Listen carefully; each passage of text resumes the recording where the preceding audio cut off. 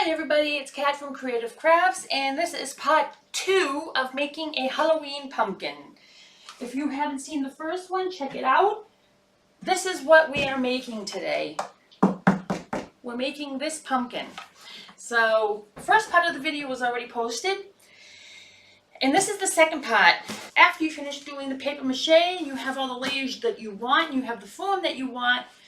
It may that the pumpkin can be in some areas not formed the way you wanted it, but you can fix that in the third stage, which is with the paper clay. You can fix it and form it the way you want.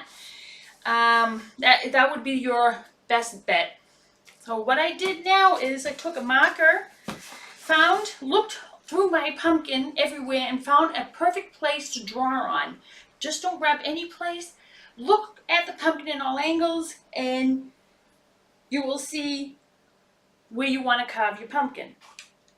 So what I used was a carving knife. You can use a carving knife or you can use this. This is like a rug. I'm not sure what you call it here, but I use this most of the time. No need to get all that expensive stuff. So then I took a marker, made my design I wanted on the pumpkin, how I wanted to cut it out. Like you see here, I cut everything out already. As you can see here, how I did that is I took that knife and went very gently around the lines where I made the design of the eyes and nose and mouth that I wanted. And you can see there's still the filling in that. Don't take this filling out. This goes out in the end. Right now, not. So what you do is go gently, cut out the piece you want. Sometimes you may rip some areas and maybe disformed. Don't worry about that. You can always fix it in the third stage. That's what I love about working with paper clay. Once you finish this, if you want to, you can go over it again with paper mache to make it a little bit stronger here. But I think it's pretty good. I mean, you can still see it moving in some places, but I think this should be fine. Right, mine should be fine. So once you finish this and you put your another layer on it that you want, you put it aside, and then now we're going to make the paper clay. Now, how you make the paper clay is you'll need a bucket like this, and you need to fill this up pretty much almost at the top with paper. Maybe leave about a quarter there, from the quarter from the top, like you see here, from like right up to here, fill it up. And this is about maybe 4 gallons or maybe 5, I'm not sure exactly. It's a pretty good size bucket. You may need more than one of these, so it depends on how much you want to work with the pumpkin. You need your bucket. You need your newspaper, and like I said in the last video, in the first part 1 of this video, do not use glossy newspaper. This is just a reminder. Do not use glossy paper or newspaper on paper when you make the paper clay. So you need that. You definitely need your salt. You need your PVA glue. And boiling water. You need hot water. Do not put cold water in it, because then it's not going to help the newspaper dissolve. It's got to be boiling water. If you want, you can use toilet paper. You can use toilet paper if you want. That is your preference, what you want to use. So right now what I have to do is, first, I need to make all my little newspaper into little pieces. So I need to get my shredder here, which my dog goes crazy over, but I have it on.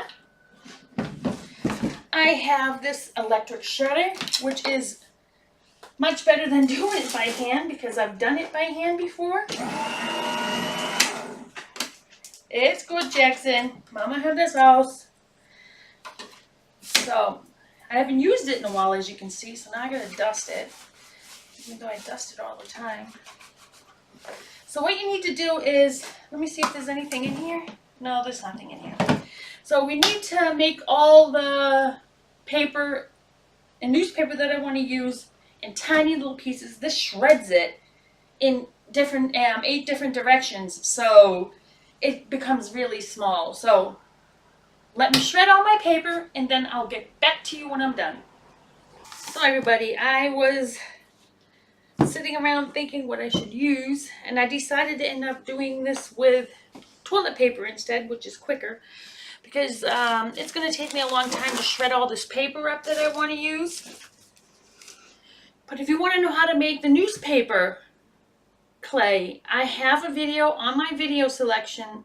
It's probably one of the first videos I've done, how to make it, so you can go to that if you want. There's going to be several different kind of videos. You can use so many different kind of things for your clay. But right now I'm just going to use toilet paper, which is a pretty good cheap toilet paper. So what I'm going to do is just going to take the whole roll and just go like this. Take it out. I think I'll probably end up needing at least 3 rolls. Put that in.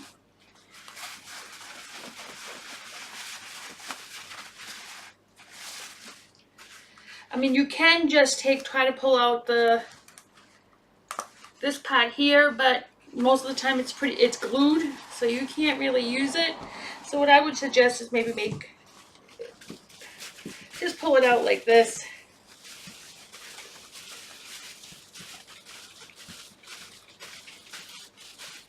The ingredients you will be needing is flour, salt, boiling water. I'm going to put some of this in there to make it a little bit more sticky. And this is what I will probably do. Not right now. I'm taking all the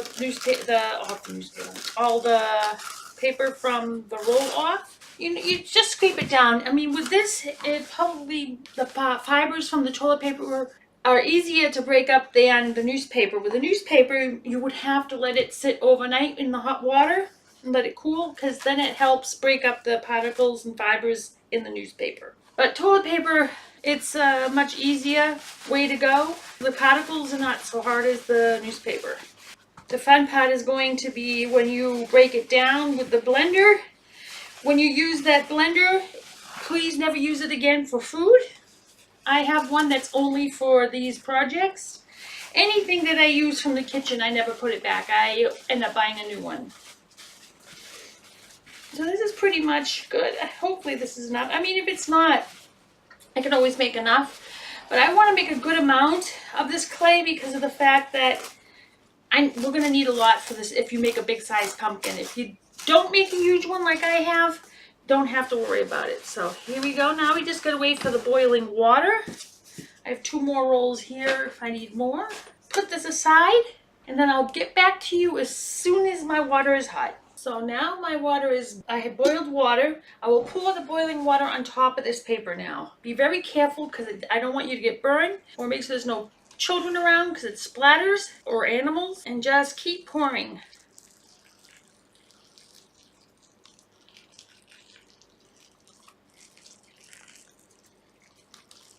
See how much it goes down? Just keep pouring.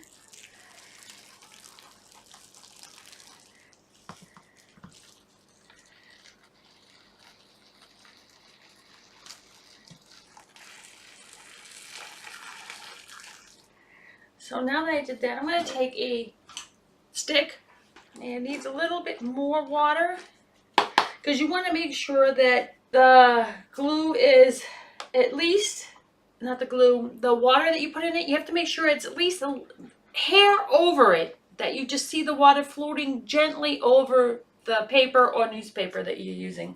So now I have a pan here with hot water. In my opinion, was not a good idea to do. It's better with the other thing. But I'm just going to pour it. And I think that's just about enough. Pull it down.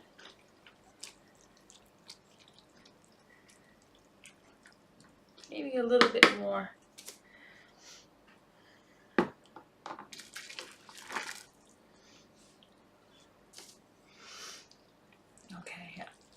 It's a hair a little bit over, like I told you it should be. And now we need to let it sit for 1 hour. And after that 1 hour, I'll get back to you and we can do the next step. So now the hour gone by, the water is still kind of hot. What we're going to do is use this little machine. You can buy them really cheap in any store.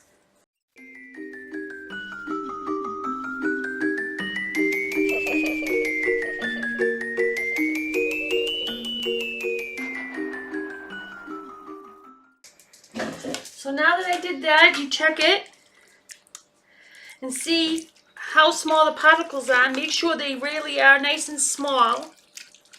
They seem good to me. So that is done now. And now we go to the next step. And that is we're taking out all the water. So let me show you. I'm going to take this. The water is still very hot, so you have to be careful. I'm going to go get a net. What I have is a net that's for, what do you call it, when you wash underwears, that closes up. I use 2 buckets, so then I can put that net inside the bucket, and then I pour this inside. Just going to use it quickly. I'm going to get my little net thing, and I'll be right back. So this is what I have. I have this thing here, and this is what I use usually to spin out the water because it's too hot. So I'm going to stick this in here, and what I do is go like this. Let me do it the other way because this has the newspaper particle still in it. And I just do this. And what you can do is take it and empty it in there. Now it's blurry. Let's see if they get, okay, now it's better. So what I do now is I get this little board here and I put that on top. And what I do is I lift and I spin so it twists. You know, you hold my finger onto it and push it.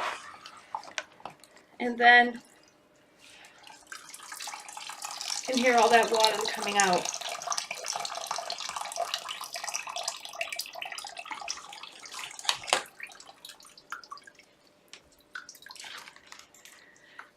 So let me put this a little bit like this so it goes up. So now I did this, I'll go into the next bucket again and then switch it over so it's not touching the bottom. See how much water already came out of it?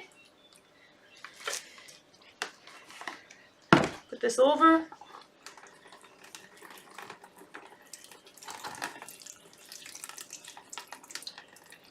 And then twist. You can see that it's still hot. You can let it sit there if you want, if it stays on the way you want it.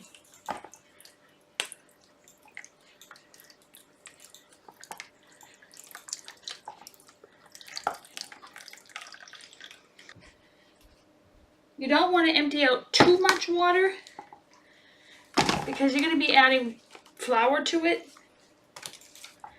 So now we're done with this. You don't want too much water in your mixture. That wouldn't be good. So here what you can see. There's still a lot of water in it, but I think it's pretty good. So now that it's like this as a paste, I can feel that it's still a little hot, but I have gloves on. Doesn't make it so hot. So the next step is you're going to add some flour to it, little by little, until it gets to the like a clay substance into it. Add some salt to it. If you make this early, I suggest that you, when you're done making it, put it in the fridge in an airtight container, and that'll help preserve it longer. So we're doing it further. Just keep adding the flour and salt off and on until you get the consistency that you want.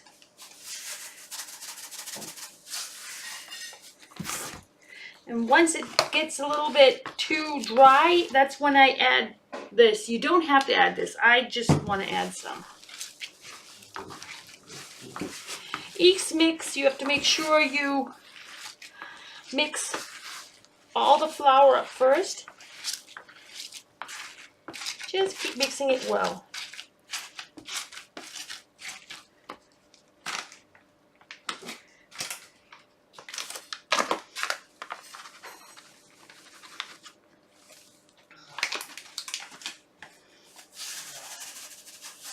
Usually for a huge batch, like a big batch like this, you'd probably need at least a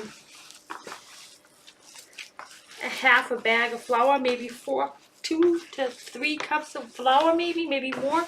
It all depends on how much you make.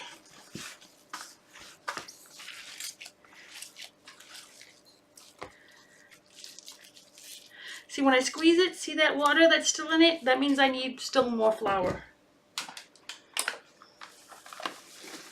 This bag wasn't full, so.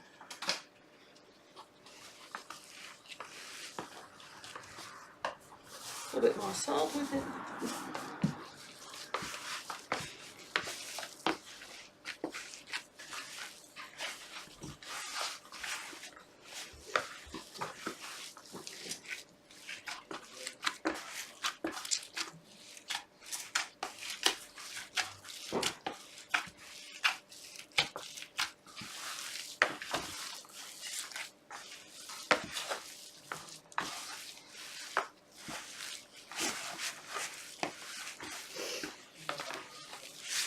Like I said, each time you add flour and you mix it well, do the squeeze test.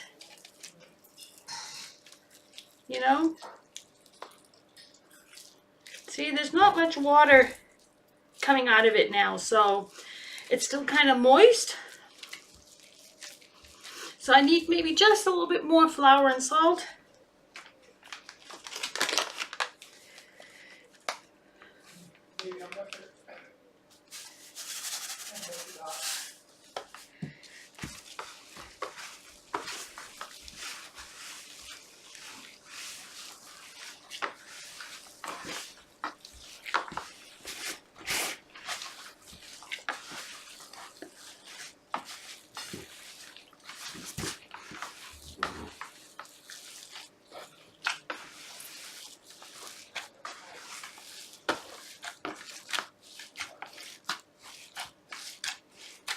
And when you're done mixing it, you could probably easily, like I said, do the squeeze test. And you feel any water going through your hands or dropples, then it's still too wet. But if you can make a form, you know, a little heart, and it stays into that form, then you know your dough is ready. I would suggest to put it aside for overnight when you're done, and it helps the water and the flour and everything combined with the fibers of the toilet paper or newspaper that you use. Let it sit overnight, and then we can you can do the pumpkin. I will wait a little bit, but I want to add some of this, like I said. It's just my mixture. I will add this with some more flour, maybe about a cup. For me, that helps the clay stick together better, in my opinion. I just want to add, you can also add some wall compound to it that's already finished in a tube. Can add that too. That'll be also fine. You can do that. I was thinking about maybe trying out some cement, so I will try to make some with cement another time. And if it works out well, I will definitely make a video with it to make it even more stable. Like I said, don't wring all the water out when you wring the water out, because you don't want it too dry. And then you're just going to have more toilet paper and newspaper, and it doesn't stick well. It's almost like making pizza dough or biscuits. You need to make sure it's mixed in really well. Then you can make any kind of designs that you want. You know, you can make a little heart, form it out well, pinch the bottom, and there you go. Now it's done. If you want to use it right away, you can. But I do suggest that you put it in the fridge overnight. So the dough is all done, as you can see here. And like I said, I'm going to let this sit in the fridge overnight or on the side here overnight, as long as it's in a cool room. and we can start doing the part 3 of this video, and that is doing the paper clay onto the pumpkin. So I will see you guys in the next video. I hope you enjoyed this video, and I hope you understood it, and I hope I gave you good tips and reminders. If you like it, give it the thumbs up, and if you haven't subscribed, please subscribe in the button below. And if you want to get notifications on videos that I post, press that little bell on the side of the subscription button. And if you would like to see more pictures and things on Facebook, Instagram, or Twitter, you can follow me. I will put the link on the video below. And I'll see you in the next video. Bye.